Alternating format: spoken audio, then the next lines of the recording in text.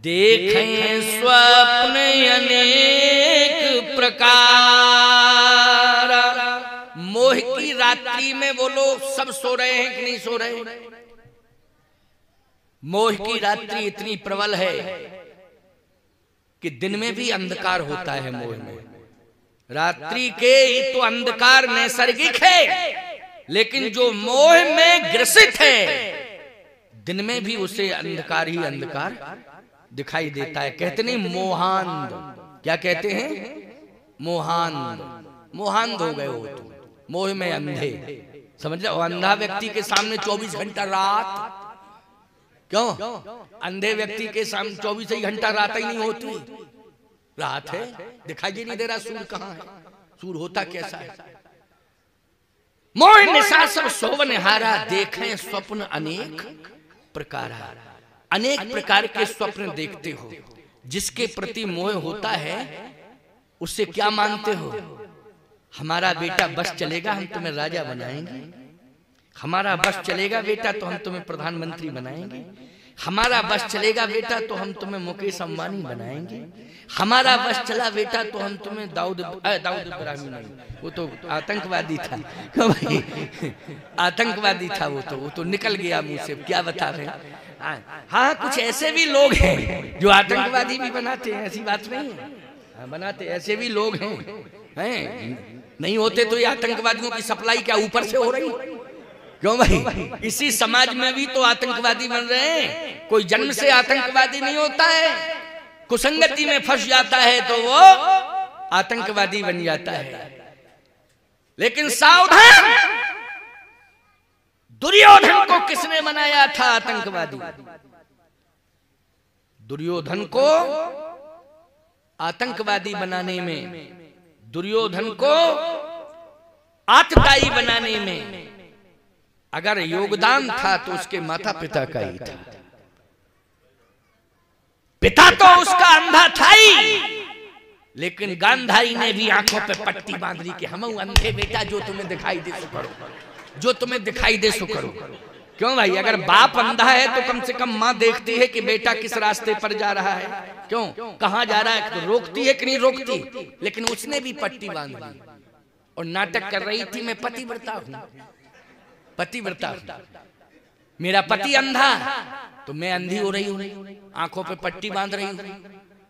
अरे पति, इसी को पतिव्रता कहते हैं कि अंधा बन जाना?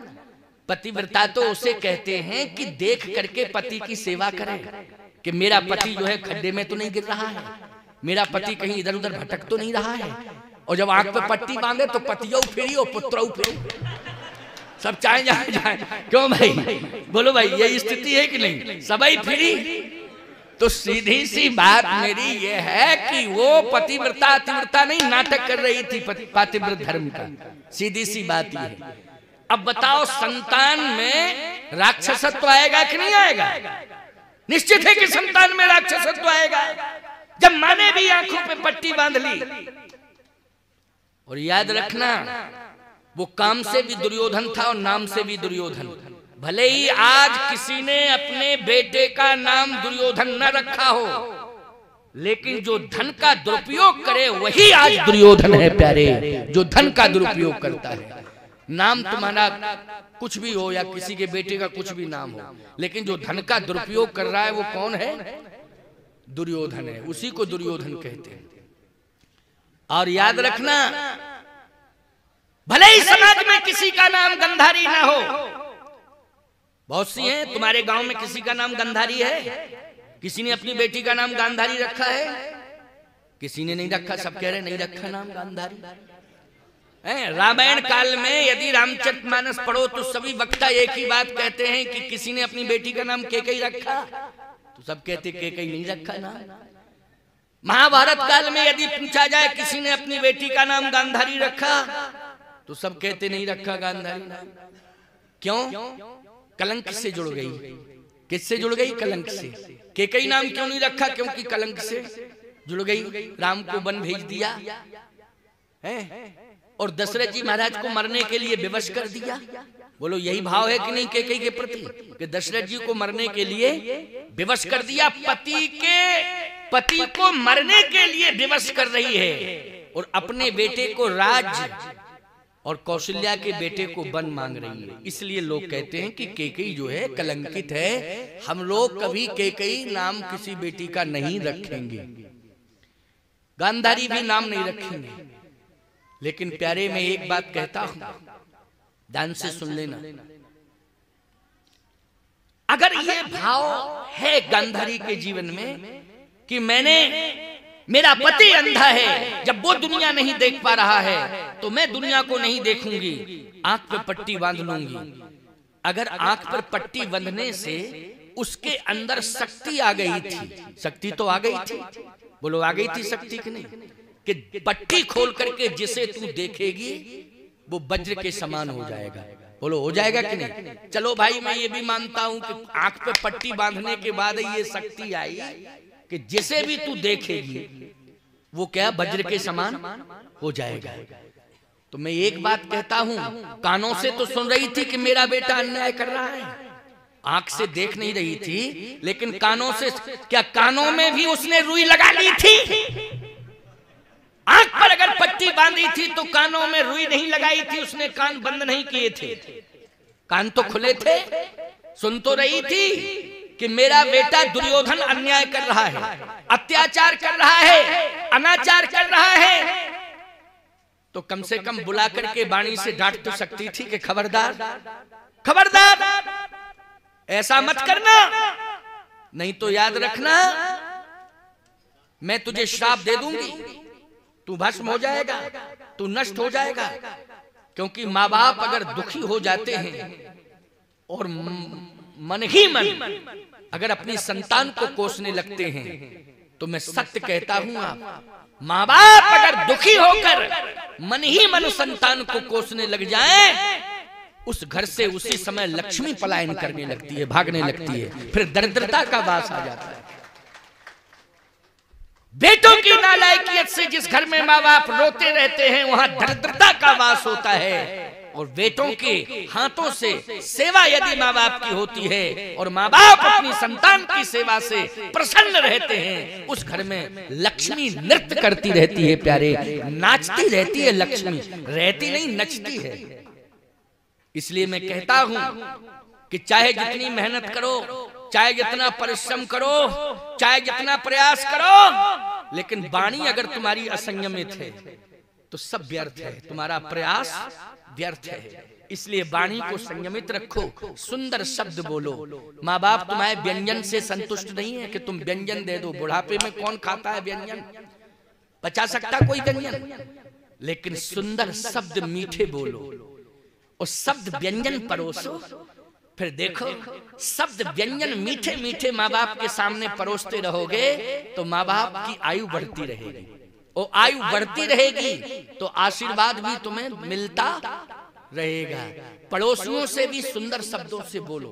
पड़ोसी को तुम्हारा धन दौलत जमीन जायदाद नहीं चाहिए, उनको क्या लेना देना, बोलो भाई, लेकिन तुम्हारे शब्द व्यंजन अगर मीठे मधुर हैं और पड़ोसी और पूरे गांव को अगर वो शब्द व्यंजन मिल रहे हैं, तो याद रखना निश्चित रूप से पूरे गांव का तुम्हें आशीर्वाद मिलेगा, और ये आशीर्वाद तुम्हें इतनी ऊंचाई पर पहुंचाएगा, इतनी ऊंचाई पर पहुंचाएगा कि सुमेर पर्वत की ऊंचाई छोटी पड़ जाएगी तुम्हारे सम्मान की ऊंचाई के आने। इतना बड़ा सम्मान समाज में बढ़ेगा तुम्हारा। केवल शब्द व्यंजन परोसने की जरूरत है, बोलो है कि नहीं, मीठे शब्द परोसो, सुंदर शब्द परोसो, कड़वाहट नहीं होनी चाहिए। और ये शब्द शैली के संस्कार, सुंदर शब्दों के संस्कार कहां से मिलते हैं, जब आप सत्संग सुनोगे तब। बिन सत्संग विवेक न होई, राम कृपा बिन सुलभ न सोई, राम कृपा बिन सुलभ न सोई। गांधारी ने जो पट्टी खोली आंखों की, दुर्योधन को वज्र के समान बनाने में खोली, वो लोग खोली कि नहीं खोली? अगर यही पट्टी वो युधिष्ठिर और अर्जुन को वज्र के समान बनाने के लिए खोल देती तो उसका इतिहास अमर हो जाता प्यारे, कि उसने पुत्र मोह नहीं किया, उसने तो धर्म और सत्य सिद्धांत पर प्रेम किया है, इसलिए उसने अपनी सारी ताकत जिसके जीवन में सत्य था धर्म था उसको दे दी। क्यों भाई? लेकिन ताकत भी दी तो अपनी किसको दी? अन्यायी पुत्र को दी, अधर्मी को दी। अन्यायी अत्याचारी याद रखना, आतताई निहंताम, आतताई का वध होना चाहिए चाहे कोई भी क्यों ना हो। आतताई का वध होना चाहिए, समाज से उसका बहिष्कार होना चाहिए, चाहे वो पुत्र ही क्यों ना हो, चाहे वो पुत्र ही क्यों ना हो। अगर आतताई है तो निश्चित रूप से उसका बहिष्कार होना चाहिए, उसका विरोध होना चाहिए, उसका प्रतिकार होना चाहिए। महाभारत से प्रेरणा यही मिलती है कि धृतराष्ट्र ने पूरा वंश नाश करा दिया। बोलो करा दिया कि नहीं? रावण ने भी अपना पूरा वंश नाश कराया, रहा न कुल रोवन हारा। रावण राम विमुख हुआ और धृतराष्ट्र धर्म विमुख हुआ। बोलो धर्म विमुख हुआ कि नहीं हुआ? यद्यपि राम ही धर्म है, धर्म ही राम है, लेकिन राम विमुख असहाल तुम्हारा, रहा न कुल रोवन हारा। कोई कुल में रोने वाला नहीं रहा। इसलिए भैया एक बात मैं कहता हूं कि ध्यान से रामायण की कथा सुनते रहना। और ये जो आज कार्यक्रम हो रहा है, विगत कई वर्षों से जो कार्यक्रम चला आ रहा है, मुख्य उद्देश्य ये है कि जहां मंदिर होते हैं, ये मंदिर के कैंपस में कथा हो रही है। मंदिर संस्कारों के केंद्र होते हैं। क्या होते हैं? संस्कारों के केंद्र होते हैं प्यारे। उसमें जो स्थावर देवता बैठा होता है, याद रखना, वो गांव को महान बनाने में प्रेरक होता है। क्यों भाई? जो मंदिर में देवता बैठा रहता है वो गांव को महान बनाने में प्रेरणा देता है कि जैसा मैं हूं वैसे ही तुम बनो।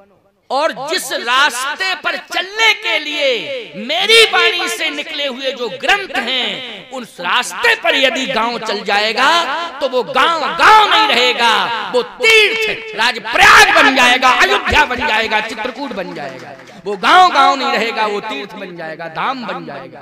बोलो बन जाएगा कि नहीं?